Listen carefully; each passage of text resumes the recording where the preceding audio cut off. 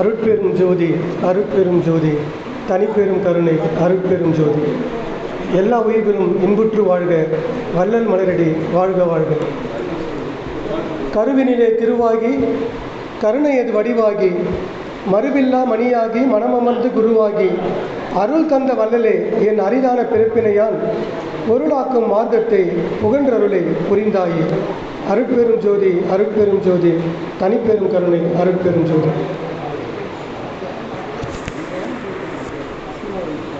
YMCA பட்டிமன்றத்தின் செவ்வாய்தோறும் செந்தமிழ் என்ற இந்த அரங்கத்திலே வருடம் தவறாமல் வள்ளல் பெருமானின் வருவிக்க உற்ற இந்த மாதத்திலே அழைத்து வாய்ப்பு கொடுப்பதற்காக முதற்கண் என்னுடைய நன்றியை தெரிவித்துக் கொள்கின்றேன். இந்த விழாவிற்கு தலைமை ஏற்றுள்ள ஒருங்கிணைந்த சென்னை மாவட்ட சன்மார்க்க சங்க தலைவர் திரு சென்னரிப்பா தண்டபாணி ஐயா அவர்களே, இந்த அமைப்பை ஒரு வயதான இளைஞராக, அவர் 85 வயசா 87 வயசு ஐயாவுக்கு, மலைப்பாக இருக்குது உண்மையிலே. அவர் பார்க்கும்போது எங்களுக்கு இன்னும் ஊக்கம் அதிகமாக வருது. அப்போ நம்மளாம் செய்கிறது ஒன்றுமே இல்லை அப்படின்ற எண்ணம் வருது. ஆகவே ஐயா பூசி கிருஷ்ணமூர்த்தி ஐயா அவர்களுக்கும் என்னுடைய நெருங்கிய நண்பருமான திரு தாமரை கண்ணன், முனைவர் திரு தாமரை கண்ணன் ஐயா அவர்களுக்கும், மற்றும் இங்கே வருகை தந்துள்ள நம்முடைய முனைவர் கஸ்தூரி ராஜா அம்மையார், எனக்கு கிட்டத்தட்ட 30 ஆண்டுகளாக அவங்க பழக்கம். எனக்கு 25 வயசு இருக்கும்போது அவங்க நிகழ்ச்சியெல்லாம் போவேன், நம்ம நிகழ்ச்சிக்கு வருவாங்க அவங்க. அதே மாதிரி இங்கே உள்ள வசீகரன், பூபாலன் ஐயா, இவங்கெல்லாம் கிட்டத்தட்ட எனக்கு 25-30 வருஷமாக பழக்கம். மற்றும் உள்ள சன்மார்க்க அன்பர்களுக்கும் உங்கள் அனைவருக்கும் என்னுடைய பணிவான தயவான வணக்கத்தை தெரிவித்துக் கொண்டு என்னுடைய தலைப்புக்கு வருகின்றேன். யானை வரும் பின்னே மணி ஓசை வரும் முன்னே என்பார்கள். அது மாதிரி பேச வரத்துக்கு முன்னாடியே ஐயா டைம் சொல்லிட்டார். ஐயா இத்தனை மணிக்கு நீங்கள் முடிச்சாகணும் அப்படின்ட்டு. கவலைப்படாதீங்க, அந்த நீங்கள் சொன்ன நேரத்தில் நான் நிச்சயமாக நான் முடிச்சிடுறேன். வள்ளலாரின் வருகை அருமையான தலைப்பு தான். வள்ளலார் வருகை. எனக்கு முன்னாடி தலைமை உரை நடத்திய நம்முடைய தண்டபாணி ஐயா சொன்ன மாதிரி வள்ளலார் வந்தது சரியான ஒரு காலகட்டம், ஒரு அருமையான ஒரு காலகட்டம். அந்த காலகட்டத்தில் வள்ளல் பெருமான் வரலன்னா எப்படி இருந்திருக்குன்னு தெரியாது, இன்றைக்கி சமூகம் எப்படி இருந்திருக்குன்னு தெரியாது. ஏன்னா அவ்வளோ புரட்சிகளை பண்ணவர் நம்முடைய வள்ளல் பெருமான். அவர் வந்த காலத்தில் பார்த்திங்கன்னா பசி பஞ்சம் பட்டினியில் அதிகம் அவர் வந்த காலத்தில். அதனால தான் இறைவன் உணர்ந்து அவரை வருவிக்க விட்டுறார். ஆனால் தான் பாருங்கள், இப்போ நமக்கெல்லாம் பிறந்த நாள் சொல்லுவோம், வள்ளலாருக்கு பிறந்த நாள் சொல்ல மாட்டோம், வருவிக்க விட்டுற திருநாள் சொல்லுவோம். ஏன்னா அவர் ஒரு காரணமாக இறைவன் அவரை வருவிக்க செய்தார். அதை அவர் பாடலே பாடுறார். நாமெல்லாம் எதற்கு பிறந்தோம்னா நமக்கு தெரியாது. ஏதோ பிறந்தோம், வளர்ந்தோம், படித்தோம், வேலைக்கு போனோம், சம்பாரித்தோம், கல்யாணம் பண்ணோம், குழந்தை குட்டி பெற்றுக்கணும், அவங்கள படிக்க வச்சு ஆளாக்கி பேரன் கல்யாணம் பண்ணி பேரன், அப்படி தான் நம்ம நினச்சின்னு இருக்கோம். நம்ம லட்சியன்றது வேறு, ஒவ்வொருத்தருக்கும் ஒரு லட்சியம் இருக்கும். ஆனால் உண்மையிலே நாம் எதுக்கு வந்தோம்? ஐயா முதல்ல சொன்னார் பாருங்க ஆரம்பத்தில், நாம் எதுக்கு வந்தோம்னா நாமும் வருவிக்க தான் விட்டுறோம். வள்ளல் பெருமான் மட்டும் இல்லை, நாமும் வருவிக்க விட்டுறவர்கள் தான். எதற்காக தான்? ஆன்ம லாபம் அடைவதற்கு தான். ஜீவகாரண ஒழுக்கம் படிச்சுன்னா அதில் முதல்ல வரும், மனித பிறப்பை பெற்றுக்கொண்டவர்கள் இந்த பிறப்பினால் அடையத்தக்க ஆன்ம லாபத்தை காலம் உள்ள போதே அறிந்து அடைய வேண்டும் சொல்கிறார். இதை எட்டிங்காகவே போட்டிருப்பாங்க, பெரிய எழுத்தில் எட்டிங்காக போட்டிருப்பாங்க. அப்போனா என்ன அர்த்தம்? மனித பிறப்பை பெற்றுக்கொண்டவர்கள். நாமெல்லாம் பெற்றுக்கொண்டோம் மனித பிறப்பை, நாம வரல. மாணிக்கவாசர் பாடுற மாதிரி புல்லாகி பூடாய் புழுவாய் பல விதம். அதாவது முதல்ல பாசாந்தகார இருட்டறியிலே அறிவே இல்லாத சிற்று அணுவாய் நாம் இருந்தோம். அதுதான் நம்ம ஆரம்ப புள்ளி. அதுக்கப்புறம் தாவர யோனி வர்க்கங்கள், மரம் செடி கொடி புல் பூண்டு மலை, தாவர யோனி வர்க்கத்தில் நாம் பிறந்தோம். அதுக்கப்புறம் ஊர்வன, பாம்பு பல்லி பூரா, இது மாதிரி ஊர்வன யோனி வர்க்கத்தில் நாம் பிறந்தோம். அதுக்கப்புறம் பார்த்தீங்கன்னா நீர் வாழ்வன, மீன் சுறா முதலை திமிங்கலம், இந்த மாதிரி நீர் வாழ்வன யோனி வர்க்கத்தில் நாம் பிறந்தோம். இதெல்லாம் நான் சொல்லலை, வள்ளல் பெருமான் விண்ணப்பத்தில் குறிப்பிட்டதை தான் நான் உங்களுக்கு பகிர்ந்து கொண்டிருக்கின்றேன். அதுக்கப்புறம் பறவைகள், விலங்கு யோனி வர்க்கம், புலி சிங்கம் கரடி இந்த மாதிரி. அதுக்கப்புறம் பறவை யோனி வர்க்கம், பறவைகளாக பிறந்தோம். காகம் புறா மயில் நிறைய பறவைகளாக பிறந்தோம். அதுக்கப்புறம் இந்த தேவர்களாய் பிறந்து இப்போ நரகர்களாய் பிறந்து மனிதர்களாக இன்றைக்கி நாம் இந்த பிறப்பை பெற்றுக்கொண்டோம். நாம எடுக்கவில்லை, பிறப்பை பெற்றுக்கொண்டோம். இறைவன் வழங்கிய வரம் இது. இந்த பிறவி அரிதினம் அரிது மாண்டராய் பிறத்தல் அரிதுன்னு சொல்கிறாங்க பாருங்கள். அந்த மாதிரி வள்ளல் பெருமான் என்ன சொல்கிறாருன்னா, பெறுவதற்கு அரிய உயர்ந்த அறிவுடைய மனித பிறப்புன்றார். இருக்கிற இப்போ நான் சொன்ன பிறவி எல்லாத்துலேயும் உயர்ந்த அறிவுடைய பிறப்பு எதுனா மனித பிறப்பு தான். இறைவனை அடைவதற்கான ஒரே எதுனா மனித பிறப்பால் மட்டும்தான் முடியும். வேறு எந்த பிறவியிலும் இறைவனை அடைய முடியாது, மனித பிறப்பால் மட்டும்தான் அடைய முடியும். அப்படிப்பட்ட உயர்ந்த அறிவுடைய மனித தேகம் சொல்லிட்டு வள்ளல் பெருமான் சொல்கிறாரு. ஆக வள்ளல் பெருமான் போல நாமும் அறிவிக்க விட்டுரும் அந்த ஆன்ம லாபத்தை அடைவதற்கு. அது பின்னாடி பார்ப்போம். ஆக வள்ளல் பெருமான் தான் எதற்கு வந்தோம் என்பதை பதிவு செய்கின்றார். ஐயா முதலே சொல்லிட்டார், நான் சொல்ல வந்த 2-3 விஷயத்தை அவரே சொல்லிட்டார். இருந்தாலும் பரவாயில்ல, நம்மளும் திருப்பி சொல்கிறது தவறு கிடையாது. நல்ல விஷயத்த அகத்தே கருத்து புறத்து வெளித்திருந்த உலகர் அனைவரையும் அவர் எதற்கு வந்தன்னு சொல்கிறார். அகத்தே கருத்து புறத்து வெளித்திருந்த உலகர் அனைவரையும் சகத்தே திருத்தி சன்மார்க்க சங்கம் அடைவித்திட அவரும் இகத்தே பரத்தை பெற்று மகிழ்ந்திடுவதற்கென்றே என இந்த உகத்தே இறைவன் வருவிக்க உற்றேன் அருளை பெற்றேன் என்றார். அதாவது அகத்தே கருத்து உள்ள நம்ம ஆன்மா கோடி சூரிய பிரகாசம் உள்ள ஆன்மா. அது எப்படி மறைச்சிருக்குன்னா நம்முடைய கர்ம வினைகளால் மறைபட்டிருக்கு, தெரியல, இருட்டாக இருக்குது. அதான் அகத்தே கருத்து.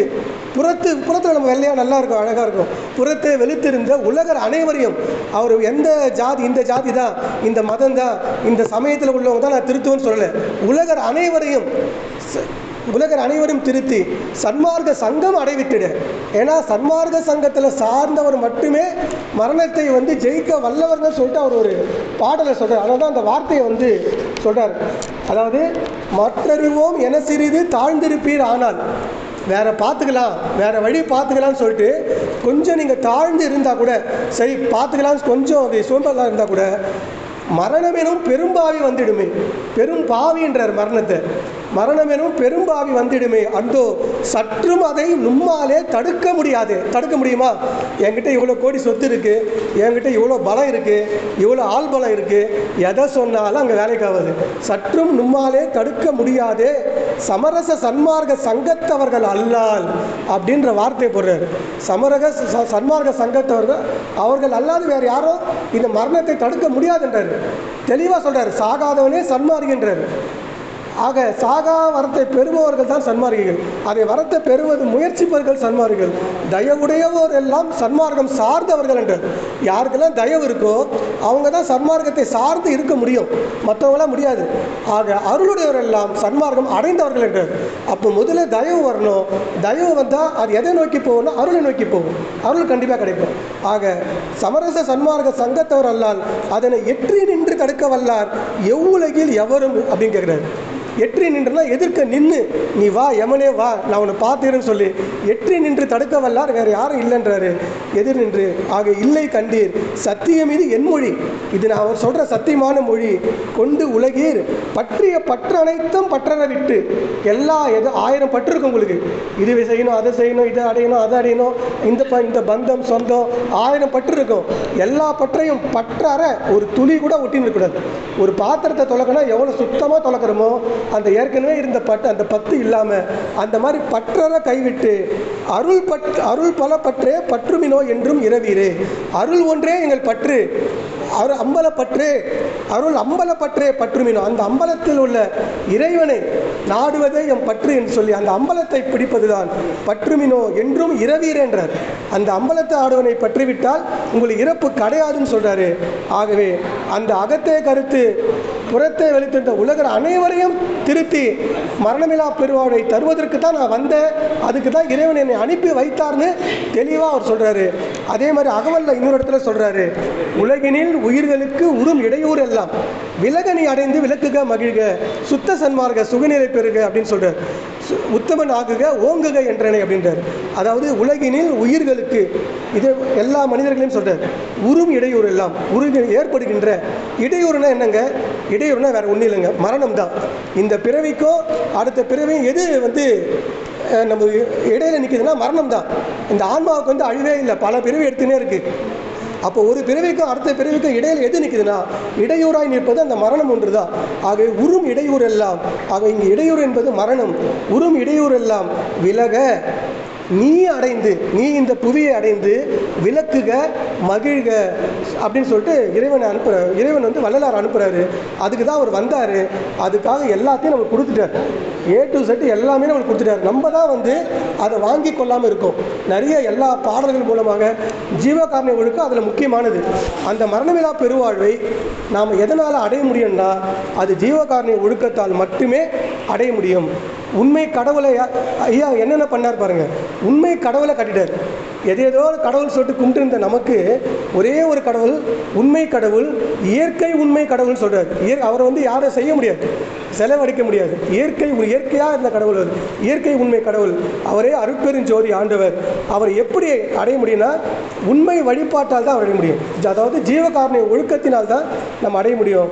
நம்முடைய பிறப்பின் நோக்கம் என்னென்னா ஆன்ம லாபம்னு சொல்லிட்டார். நோக்கத்தை சொல்லிட்டாரு, கடவுளை சொல்லிட்டாரு. அவர் எப்படி வழிபடுறேன்னா ஜீவகாருண்ய ஒழுக்கம் தான் ஒரே வழிபாடு.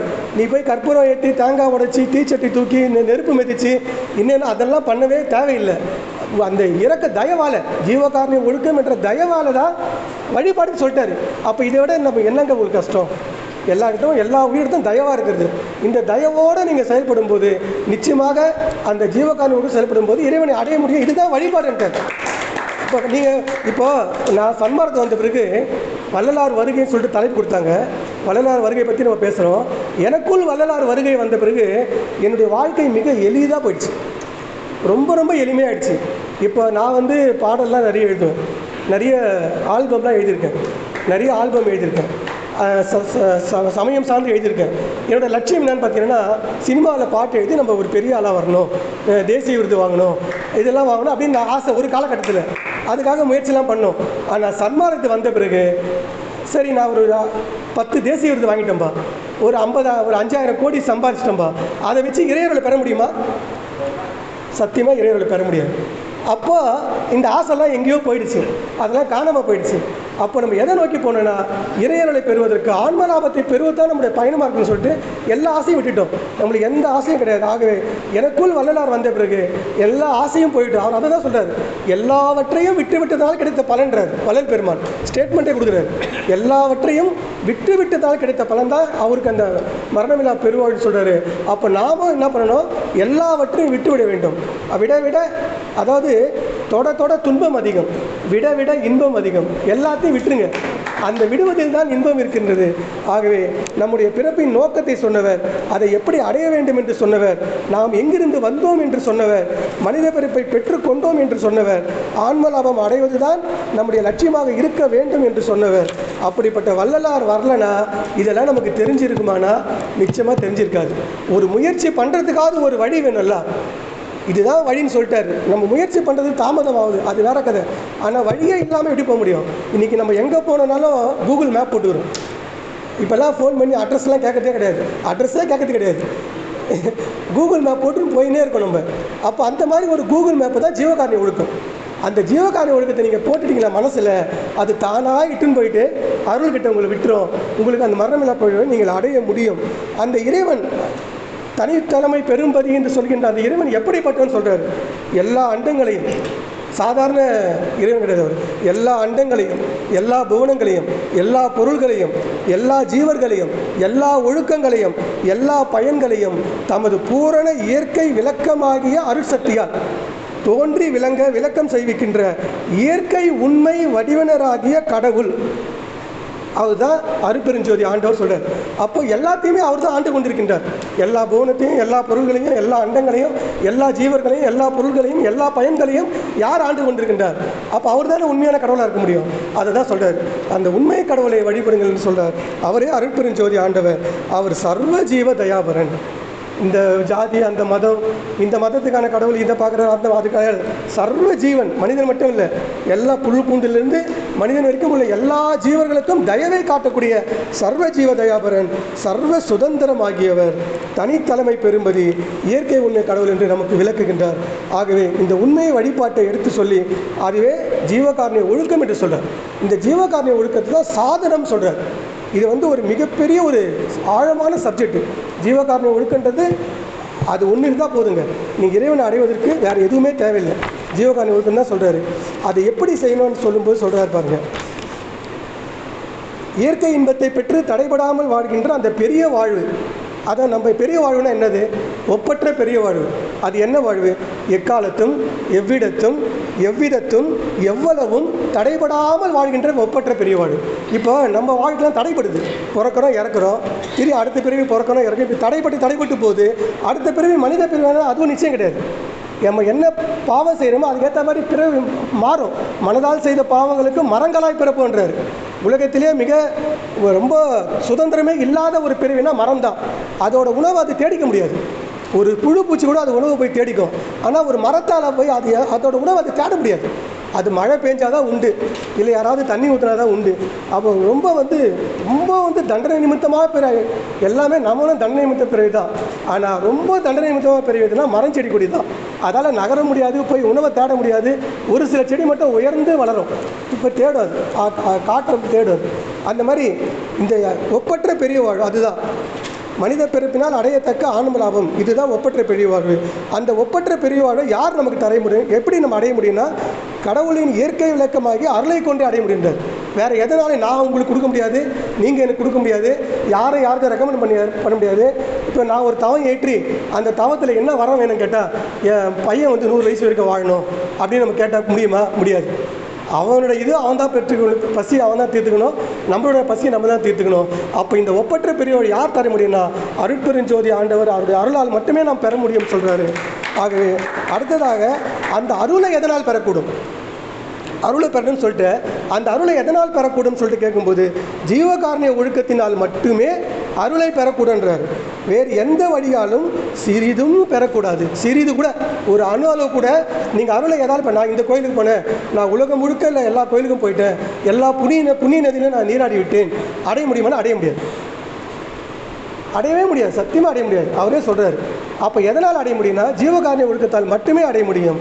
அப்போ ஜீவகாருண்ய ஒழுக்கத்தினால் அடையக்கூடிய அன்றி வேறு எந்த வழியாலும் பெறக்கூடாது என்பது எப்படி என்றால், அருள் என்பது கடவுள் தயவு. அதாவது கடவுளோட தயவு எப்படி இருக்குன்னா அருளாய் வரும். கடவுள் இயற்கை விளக்கம். ஜீவகாருண்யம் என்பது ஜீவர்கள் தயவு. நம்ம மனசிலிருந்து எழுகக்கூடிய தயவு தான் ஜீவர்கள் தயவு. ஜீவர்கள் ஆன்ம இயற்கை விளக்கம். இதனால் தயவை கொண்டு தயவை பெறுதலும், அருளை கொண்டு அருளை பெறுதலும். நீ தயவாக இருந்தால் அவர் தயவை பெற முடியும். அதுதான் ஒரே. அதாவது ஒரு விளக்கை ஏற்றினா அந்த விளக்கை வச்சு 1000 விளக்கு ஏற்றலாம். அந்த மாதிரி நீங்கள் தயவாக இருந்தால் உங்கள் தயவை கொண்டு இறையோட அருளை நீங்கள் பெற முடியும் என்று குறிப்பிட்டு, அதாவது இந்த ஜீவகாருண்ய ஒழுக்கம் எப்படி இருக்குன்னு பார்த்தீங்கன்னா கேள்வி பதிலாக இருக்கும். இப்போ நம்ம தெரியாத விஷயத்தை போய் கேட்கும்போது, இது எப்படி, அது எப்படி, இப்படி சொன்னீங்க, இது எப்படி, அப்படி சொன்னீங்க, அது எப்படி, நம்ம எப்படி கேள்வி கேட்குறோம்? பள்ளிக்கூடத்தில் ஆரம்பித்து கடைசியில் வாழ்க்கை முடிகிற வரைக்கும் பேரன் வந்து கேள்வி கேட்பான். பேரன் பற்றி கேட்குற கேள்வி நம்ம பதிலே சொல்ல முடியாது, அப்படி கேள்வி கேட்பாங்க. ஆக வாழ்க்கை ஆரம்பத்திலேருந்து கடைசி வரைக்கும் கேள்வி பதிலாக தான் போயிட்டுருக்கு. இதை உணர்ந்த வள்ளல் பெருமான் ஜீவகாருண்ய ஒழுக்கத்தை கேள்வி பதிலாக சொல்கிறார். ஏன்னா இவங்களுக்கு 1000 கேள்வி வரும் இந்த மனிதர்களுக்கு சொல்லிட்டு அவரே கேள்வி உண்டாக்கி அதுக்கு அவரே பதில் சொல்கிறார். நம்ம படிக்கும்போது பார்த்தா, இப்போ ஒரு கேள்வி படிக்கும்போது அடுத்த கேள்வி நம்ம மனசில் எழும். இந்த கேள்விக்கு பதில் இருக்குமான்னு பார்த்தா அடுத்த கேள்வி அதுதான் இருக்கும். நீங்கள் படித்து பார்த்தீங்கன்னா தெரியும், கரெக்டாக அடுத்த கேள்வி அதுவாக தான் இருக்கும். அருளை இறைவன் தான் பெறக்கூடாதுன்னா அதை எப்படி பெற முடியும்? அப்போ அடுத்த கேள்வி அதுதான் இருக்கும். இப்படி அழகாக பாருங்கள், நம்ம மனதை புரிந்து கொண்டு அவர் வள்ளல் பெருமான் அதான் ஒரு ஞானி சொல்கிறார். ஆக என்ன சொல்கிறாருன்னா, அருளை பெறுவதற்கு ஜீவகாருண்ய வழியாதலால் ஞான வழி என்பதும் சன்மார்க்கம் என்பதும் ஜீவகாருண்ய ஒழுக்கம் என்பதும் ஜீவகாருண்ய ஒழுக்கம் தான் அப்படின்றார். அதாவது எனக்கு ஒரு ஞானம் பெற வழியை காட்டுனா அந்த மலையில் போய் தவம் ஏறி அதெல்லாம் கிடையாது. ஞான வழினாலும் சரி, சன்மார்க்கனாலும் சரி, மோட்ச வீட்டின் திறவுகோள்னாலும் சரி, இறை வழிபாடுனாலும் சரி, வாழ்வியல் என்றாலும் சரி, ஒழுக்கம்னாலும் சரி, இது எல்லாமே எதுனா ஜீவகாருண்ய ஒழுக்கம் தான். இதை தவிர்த்து வேறு எதுவுமே கிடையாது. ஆக சன்மார்க்கம் என்பதே ஒழுக்கம் சார்ந்தது தான். இந்திரிய ஒழுக்கம், கரண ஒழுக்கம், ஜீவ ஒழுக்கம், ஆன்ம ஒழுக்கம், இதெல்லாம் சேர்ந்தது ஜீவகாருண்ய ஒழுக்கம். ஆக ஒழுக்கம் சேர்ந்து தான். நான் 48 நாள் மட்டும் நான் அசைவம் சாப்பிட மாட்டேன், அதுக்கப்புறம் மாலை கட்டிட்டு சாப்பிடுவேன்னா இங்கே சேர்க்க மாட்டாங்க. முழுக்க நீ அசைவத்தை விட்டுடணும். அதுதான் முதல் குவாலிஃபிகேஷன், அதுதான் அசைவத்தை விட்டுடணும். அதுக்கப்புறம் இன்னும் போகுது நிறைய விஷயம். ஆக இந்த ஒழுக்கம் சார்ந்த ஒரு மார்க்கம் மிக தீவிரமாக நான் அடிக்கடி சொல்லுவது உண்டு. சன்மார்க்கத்தை பொறுத்த வரைக்கும் 100க்கு 100 எடுத்தால் தான் பாஸு. இப்போ நம்மளாம் 35 எடுத்த பாஸு, 40 எடுத்தால் பாஸு. ஆனால் சன்மார்க்கத்தை பொறுத்த வரைக்கும் 100க்கு 99.99 விட ஃபெயில் தான். ஃபெயிலு திருப்பி ப்ரமோஷன் தான். அதில் 100க்கு 100 எடுத்தால் மட்டும்தான் பாஸு. ஏன்னா அந்த அளவுக்கு ஒழுக்கம் சார்ந்த ஒரு மார்க்கம். ஆனால் தான் இவர் எல்லா ஒழுக்கத்தையும் வள்ளல் பெருமான் சொல்லிகிட்டே இருக்கார். ஆக இந்த ஜீவகாரம் எது புண்ணியம் எது பாவம் என்று கேட்கும்போது நிறைய பேருக்கு இந்த குழப்பம், இதுதான் புண்ணியம்பா, எதை செஞ்சால் இதுதான் பாவம்ப்பா, அதுதான் அதிகமாக கேட்பாங்க. இதை செஞ்சால் பாவன்றா, அதை செஞ்சால் பாவன்றா, எதுதான் அப்போ பாவத்துக்கான டெஃபினேஷன் என்ன கேட்குறேன்? ஜீவகாரணிய ஒழுக்கம் இல்லாமையே பாவம், ஜீவகாரணிய ஒழுக்கம் இல்லாத செயல்கள் எல்லாமே பாவம் தான். அப்போ எது புண்ணியம்னா ஜீவகாரணிய ஒழுக்கம் மட்டுமே புண்ணியம். ஆகவே புண்ணியத்தையும் பாவத்தையும் இதை விட சுருக்கமாக யாரும் விளக்கவே முடியாது. வள்ளல் பெருமான் விளக்கி நமக்கு காட்டுகின்றார். ஆகவே இந்த ஜீவகாரண ஒழுக்கத்தினால் வரும் விளக்கமே கடவுள் விளக்கம் என்றும், ஜீவகாரண ஒழுக்கத்தினால் வரும் இன்பமே கடவுள் இன்பம் என்றும், இந்த விளக்கத்தையும் இன்பத்தையும் பலகால் கண்டு அனுபவித்து பூர்த்தி அடைந்த சாத்தியர்களே ஜீவன் முத்தர்கள் அப்படின்னு சொல்கிறாரு. சரி, இப்போ நம்ம ஜீவகாரண ஒழுக்கம்னா என்னன்னு சொல்லிட்டு அதை மட்டும் பார்த்துட்டு அடுத்த சப்ஜெக்ட் போவோம். ஜீவர்களுக்கு ஜீவர்கள் விஷயமாக உண்டாகின்ற ஆன்ம உருக்கத்தை கொண்டு தெய்வ வழிபாடு செய்து வாழ்த்தல் வேண்டும். இதுதான் தெய்வ வழிபாடு. இப்போது எதிர்க்க ஒருத்தர் இருக்கார், அவர் ஒரு துன்பத்தை பசியோ தாகம் சொல்கிறார். பசி, பிணி, தாகம், கொலை, எளிமை, இச்சை, பயம் சொல்லிட்டு 7 வகையான துன்பங்களை நீக்குவது ஜீவகாரணம் என்றார். இப்போ என் முன்னாடி ஒருத்தர் பசியில் ஆதாரமே இல்லை, அவருக்கு வேறு வழியே இல்லை, சாப்பாட்டுக்கே வழி இல்லை. அப்படிப்பட்டவருக்கு நீங்கள் ஜீவர்கள் விஷயமாக உண்டாகின்ற ஆன்ம உருக்கத்தால் தான் வரும். எப்போ உங்களுக்கு தயவு வரும்னா ஆன்ம உருக்கம் வந்தால் தான் அந்த தயவு வரும். அந்த ஆன்ம உருக்கத்தை கொண்டு அவருக்கு நம்ம செய்கிறோம் பாருங்க, அதுதான் தெய்வ வழிபாடுன்றது. தெய்வ வழிபாடு நீ கோயிலுக்கு போய் பண்ணுன்றல. இந்த 7 வகை துன்பத்தால் யாரெல்லாம் துன்பப்படுறாங்களோ, வேறு வழி இல்லாமல் இருக்காங்களோ, வேறு ஆதரவு இல்லாமல் இருக்காங்களோ, அவங்களுக்கு நீ உதவி செய்கிறது தான் உண்மையான தெய்வ வழிபாடுன்னு ஐயா சொல்கிறாரு. ஆகவே ஜீவர்கள் இந்த 7 வகையான துன்பத்தை அனுபவிக்க கண்ட போதும், எங்கேயாவது பார்க்குறீங்க, கண்ட போதும், கேட்ட போதும், நீங்கள் கேள்விப்படுறீங்க பக்கத்தில் ஒருத்தர் அனாதையாக இருக்கார், சாப்பாடு இல்லாமல் இருக்கார், ஆதரவு இல்லாமல் இருக்காரு, கேள்விப்பட்ட போதும், இவ்வாறு உண்டாகும் என்று அறிந்த போதும், இப்படி ஏற்படும் என்று அறிந்த போதும் ஆன்ம உருக்கம் உண்டாகும் என்று அறிய வேண்டும். எல்லா பேராகிராஃப்லேயும் காமனாக ஒன்று சொல்லுவார், அறிய வேண்டும் அறிய வேண்டும் அறிய வேண்டும் அறிய வேண்டும் சொல்லுவார். 86 இடத்துல சொல்லுவார். இந்த ஜீவகாரணிய ஒழுக்கம் 3 பிரிவில் மொத்தம் 86 இடத்துல அறிய வேண்டும் அறிய வேண்டும். அப்படின்னா அர்த்தம், இதை அறிந்து தான் நாம் செய்ய முடியும். அவங்க சொன்னாங்க இவங்க சொன்னாங்க செய்கிறது வேறு. நாம் படித்து உணர்ந்து அறியும் போது இன்னும் நமக்கு தெளிவு பிறக்கும். அந்த தெளிவால் இதை செய்ய வேண்டியது நாம். ஆகவே இந்த ஜீவகாரணிய ஒழுக்கம் இதுதான். பசி, தாகம், பிணி, இச்சை, எளிமை, பயம், கொலை இவைகளால் துக்கத்தை அனுபவிக்க கண்ட போதாயினும், கேட்ட போதாயினும், இவ்வாறு உண்டாகும் என்று அறிந்த போதாயினும் ஆன்ம உருக்கம் உண்டாகும் என்று அறிய வேண்டும். அந்த ஆன்ம உருக்கமே ஜீவகாரணிய ஒழுக்கம் என்று சொல்லியிருந்தார். அந்த ஜீவகாரணிய ஒழுக்கம் தான் வழிபாடு, வேறு ஒன்றுமே வழிபாடு தேவையில்லைன்றார். இவ்வளோ தெளிவாக கிளியராக சொன்ன ஒரு வெளிப்படையாக சொன்ன யாருன்னா வள்ளல் பெருமான் தவிர வேறு யாருமே கிடையாது. இது வரைக்கும் எத்தனையோ புரட்சி துறைகள் வந்திருக்காங்க, எத்தனையோ மகான்கள், எத்தனையோ துறைகள் வந்திருக்காங்க. இந்த மரணமில்லா பெருமாளை பற்றி யாருமே சொல்லலை. இதுதான் வள்ளலாரோட ஸ்பெஷாலிட்டியே, இதுதான். மரணத்தை வெல்ல அப்படின்னு சொல்கிறார். ஐயா கூட ஆரம்பத்தில் சொன்னார், மரணம் என்பது இயற்கை அல்ல செயற்கை என்றார். நாம உருவாக்கிறோம். இந்த தேகம் எப்போ வாழ்வதற்கு தகுதி இல்லாமல் போதோ அப்போ இந்த தேகம் செத்து போயிடுது. அப்போ அந்த தேகத்தை நம்ம நீட்டுக்கு என்ன செய்யணும்னா ஜீவகாரணிய ஒழுக்கம் செய்யணும். ஜீவகாரணிய செய்யும்போது தேகம் நீடிக்கப்படும், ஆன்ம லாபம் அடையப்படும். ஆகவே இந்த ஜீவகாரணிய ஒழுக்கத்தை தலையாய சொல்கிறார். எல்லா ஜீவர்களுக்கும் ஒரு பொதுவான ஒரு சட்டம். இப்போது அரசாங்கத்தில் ஒரு ஜீவோ போட்டாங்கன்னா அது எல்லாரும் கடைபிடிக்கணும். ஜீவோ கவர்மெண்ட் ஆர்டர் சொல்லுவாங்க. இது ஒரு மாநிலத்துக்கும் ஒன்று இருக்கும், ஒரு நாட்டுக்கும் ஒன்று இருக்கும், ஒவ்வொரு நாட்டுக்கும் வேறு மாதிரி மாறுபடும். நிறைய ஜீவோ இருக்கும். ஆனால் உலகத்துக்கே ஒரு ஜீவகாரணிய ஒழுக்கம், உலகத்துக்கே ஒரு ஜீவனா என்னது ஜீவகாரணிய ஒழுக்கம். ஒரே ஒரு ஒழுக்கம்னா அது ஜீவகாரணிய ஒழுக்கம் தான். நீங்கள் எந்த நாட்டில் வேணா இருங்க, நீங்கள் எந்த தேசத்தில் இருங்க, எந்த மதத்தில் இருங்க, எந்த ஜாதியில் இருங்க, எந்த சமயத்தில் வருங்க, எல்லாரும் இதை பின்பற்றும் போது நிச்சயமாக மரணமில்லா பெருவாழ்வு அடைய முடியும் என்று சொல்கிறாரு. ஆகவே இந்த ஜீவோ தான் யுனிவர்சல் ஜீவகாரணிய ஒழுக்கம். இதை படிக்கும்போது ஒரு சிந்தனை இது, அதை உங்களோட பகிர்ந்துக்கணும். ஆக இது ஒரு சிந்தனை, அவ்வளோதான். இது ஒரு ஜீவோ. இப்படிப்பட்ட ஒரு ஒழுக்கத்தை யாரும் சொன்னதா கிடையவே கிடையாது. ஆகவே இந்த மனித பிறப்பை நாம் எதற்காக பிறந்தோம் என்பதை வள்ளலார் சொல்லி நமக்கு தெரிஞ்சுக்கிறோம். அடைய வேண்டிய லாபத்தையும் அவர் சொல்கிறாரு, அதுக்கான வழியும் சொல்கிறாரு. இதுக்கு மேலே நமக்கு என்ன வேணும்னா தேவையில்லை, வேறு எதுவுமே தேவையில்லை, இதுவே போதும். ஆகவே இது சாதாரண அருட்பா ஒரு சாதாரண நூல் கிடையாது. பேர் அறம் சொன்னால் தகும், பெரிய அறம் இது. மனித அதாவது வாழ்வியலை சொல்லி அந்த வாழ்வியலை ஒரு பொருளாக்குவது இந்த திருவருட்பாவை கையில் எடுத்தவங்களுக்கு இந்த வாழ்வியல் ஒரு பொருளாயிடும். சொல்லுவார் இல்லையா, அருளிலாருக்கு அவ்வுலகம் இல்லை, பொருளிலாருக்கு இவ்வுலகம் இல்லை, அருளிலாருக்கு அவ்வுலகம் இல்லை சொல்கிறாங்க. அந்த பொருள்ன்றது பணம் கிடையாது, பொருளான வாழ்க்கை. அந்த பொருளான வாழ்க்கையை வாழணும்னா ஜீவகாரண ஒழுக்கத்தை கடைபிடிக்கும் போது அந்த பொருளான வாழ்க்கையை வாழ்ந்து நம்முடைய அருளை, நாம் பெற வேண்டிய அருளை பெற முடியும். வள்ளுவரும் சொல்கிறாரு, வீணால் படாமை நன்காற்றின் அத்தொருவன் வாழ்நாள் வழியடிக்கும் கல் என்றார். அந்த மரணத்தை வெல்லக்கூடிய என்ன சொல்கிறாரு, நன்காற்றின்.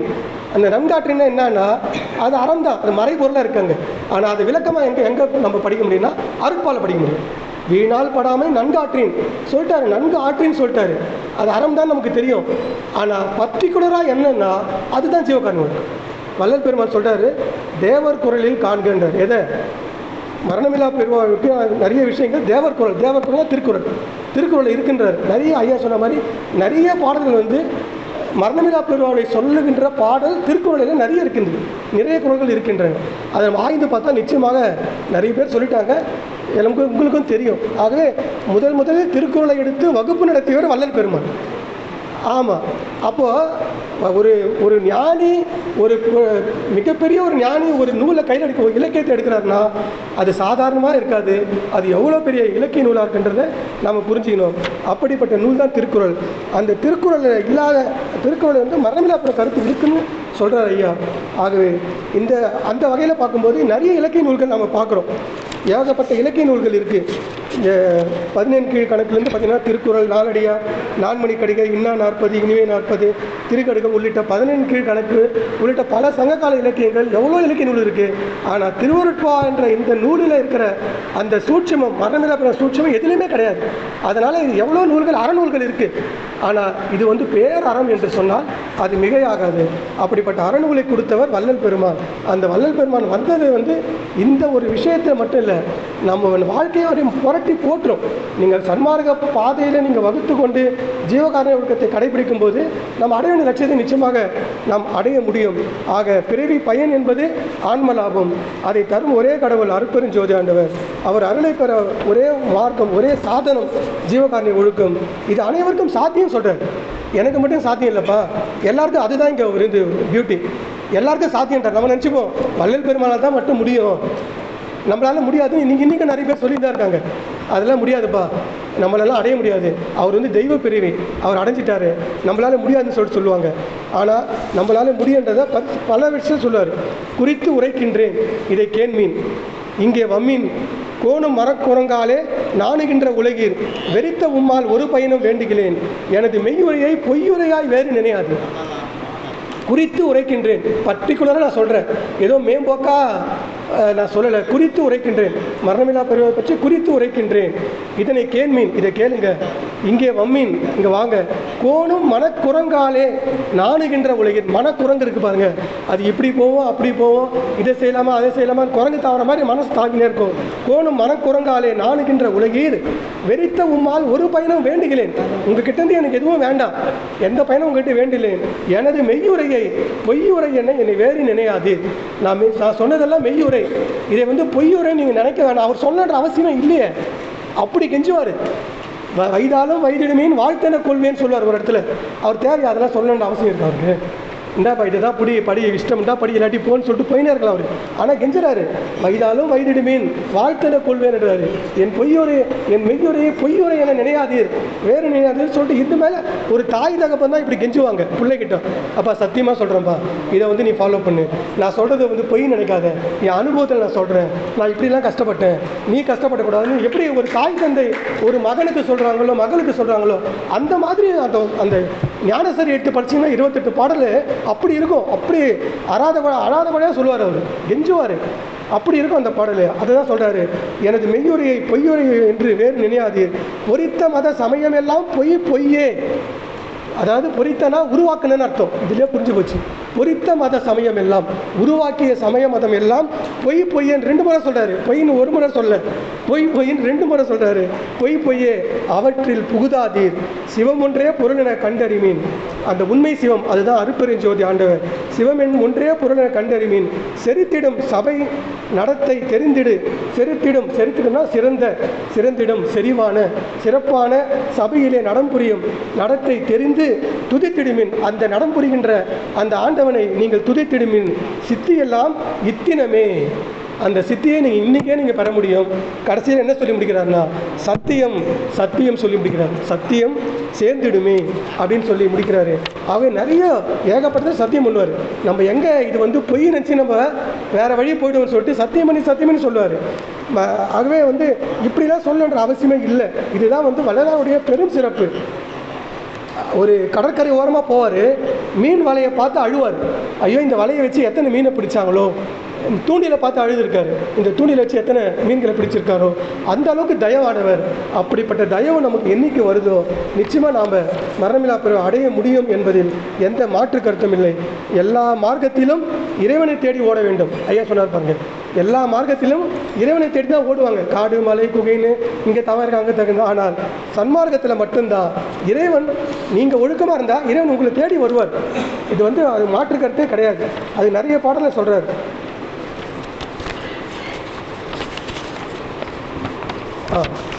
இந்த ஒரு பாட்டு சொல்லி நிறைவு பண்ணிடுறேன். வானிருக்கும் பிரம்மர்களும் நாரணரும் பிறரும் மாதவம் பன்னாட் புரிந்து. யார்? பிரம்மன் நாரணர் இவங்கெல்லாம் வானிருக்கும் பிரம்மரும் நாரணரும் பிறரும் மற்ற எல்லாருமே மாதவம் பன்னாட் புரிந்து, பல நாள் மாதவம் புரிந்து மணிமாட நடுவே தேனிருக்கும் மலர் அணைமேல் பலிக்கரையின் நூடே மலத்தோடு. இவங்கெல்லாம் மலத்தோடு தான் இருக்காங்க, இன்னும் முடியல. மாதவம் பன்னாட் புரிந்து மணிமாட நடுவே தேனிருக்கும் மலர் அணைமேல், தேனிருக்கும் மலர் என்ற அந்த அணைமேல் இருக்கும் பலிக்கரையின் ஊடே மலத்தோடு திருவடி சேர்ந்து அருள்க என செப்பி வருந்திடுவோம். உன் திருவடியில் என்னை சேர்த்துக்கன்னு சொல்லி நாரணர் பிரம்மர்லாம் ரொம்ப வருத்தமோடு இருக்காங்களாம். அவங்களுக்கு கிடைக்கல. ஆனால் நான் இருக்கும் குடிசையிலே வலிந்து நுழைந்து, நான் உன்னை கேட்கவே இல்லை, நான் இருக்க வேண்டிய ஒழுக்கத்தில் இருந்தேன், நீ என்ன பண்ண? நான் இருக்கும் குடிசையிலே வலிந்து நுழைந்து எனக்கு நல்ல திரு அருளமுதும் நல்கியது அன்றியும், நல்ல அருளமுதத்தை கொடுத்த அன்றியும் என் ஊனிருக்கும் குடிசையிலும் உவந்து நுழைந்தடியேன் உள்ளம் எனும் சிறு குடிசை உள்ளம் நுழைந்தனையே. என் ஊனிருக்கும் குடிசையிலும் நுழைந்து, என் உவந்து நுழைந்து, உள்ளம் எனும் குடிசையிலும் நுழைந்து நீயா தேடி வந்து எனக்கு அருள் புரிந்தே அப்படின்னு சொல்லிட்டு இந்த பாட்டை பாடுவார். ஆக இது எதுக்கு இதை சொல்கிறேன்னா, ஜீவகாருண்ய ஒழுக்கத்தோடு நாம் இருந்தோமானா இறைவன் நம்மளை தேடி வந்து நமக்கு அருள் புரிவார். அதுதான் அவர் சொல்கிறாரு, யான் பெற்ற நெடும் பெற்றை ஓதி முடியாது என் போலி உலகம் பெறுதல் வேண்டுவனேன்னு சொன்ன ஒரே மகான் வள்ளல் பெருமான் தான். எல்லாத்தையும் கொடுத்துட்டார் இறைவன். தன்னரசாட்சியில் தன் கையில் பிடித்த தனியர் ஜோதியை என் கையில் கொடுத்த பாடுறாரு. தன்னரசாட்சி என்னரசாட்சியும் பாடி எல்லாத்தையும் கொடுத்துட்டாரு. அப்படி இருந்தால் அவர் வந்து கவலைப்படுறாரு வள்ளல் பெருமான். இன்னும் என்னப்பா அவனுக்கு கவலை அப்படின்னு கேட்கும்போது, நான் பெற்ற இந்த இன்பத்தை உலக மக்கள் அனைவரும் பெறணும்னு கேட்குறாரு.